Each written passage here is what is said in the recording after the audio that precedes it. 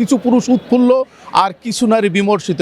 একে অন্যের অনুমতি ছাড়া দ্বিতীয় বিবাহ করে, সেক্ষেত্রেও এখানে পানিশমেন্টের ব্যবস্থা আছে। অতি উৎসাহীরা এই ব্যাপারটাকে রোমাঞ্চিত করে ফেলেছেন। আমরা ইদানিং সামাজিক যোগাযোগে দেখেছি যে এই ব্যাপারটাকে হাইকোর্টের একটা রায়ের মাধ্যমে এখন কিছু পুরুষ উৎফুল্ল আর কিছু নারী বিমর্ষিত, উভয় পক্ষকে নিয়ে এই জিনিসটা চলছে। একটা সামাজিক যোগাযোগ ব্যবস্থায় একটা চালাচালি চলছে। এই চালাচালির আসলে এখানে যে রায়টা দেওয়া হয়েছে, এই রায়টা আগেও ছিল, হয়তো অনেকে অবগত ছিল না। এটাকে আরও স্পষ্টীকরণ করা হয়েছে। আমাদের আরবিট্রেশন অ্যাক্ট অনুসারে এটাকে পূর্বেও এটার একটা অনুমতি ছিল, পারমিশন ছিল কি যে প্রথম স্ত্রীর অনুমতি ছাড়া দ্বিতীয় বিবাহ করা যাবে না। সেটাকে আদালত বাংলাদেশ মহামান্য হাইকোর্ট বিভাগ যেটাকে রায় দিয়েছেন, সেক্ষেত্রে বলা হয়েছে যে পারবে, তবে আরবিট্রেশন অ্যাক্টের সেক্ষেত্রে পারমিশন লাগবে।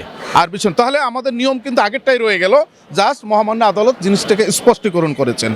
আবার আমরা যেটা দেখতে পাই যে দণ্ডবিধি অনুসারে, বাংলাদেশ দণ্ডবিধি অনুসারে যে আইনটা আছে, সেখানে উল্লেখ আছে যে স্ত্রী এবং স্বামী উভয়ই যদি একে অন্যের অনুমতি ছাড়া দ্বিতীয় বিবাহ করে, সেক্ষেত্রেও এখানে পানিশমেন্টের ব্যবস্থা আছে। এটা কিন্তু দণ্ডবিধিতে 494 ধারা অনুসারে স্পষ্ট বলে দিয়েছে। এখানে দেখা যাচ্ছে কেউ যদি স্ত্রীর অনুমতি ব্যতীত অথবা স্বামীর অনুমতি ব্যতীত যদি কেউ বিবাহ বন্ধনে আবদ্ধ হয় নতুন করে, সেক্ষেত্রে কিন্তু শাস্তির কথা উল্লেখ করা আছে। 10 বছর শাস্তি এবং জরিমানা অথবা উভয় দণ্ডের কথা এখানে উল্লেখ রয়েছে।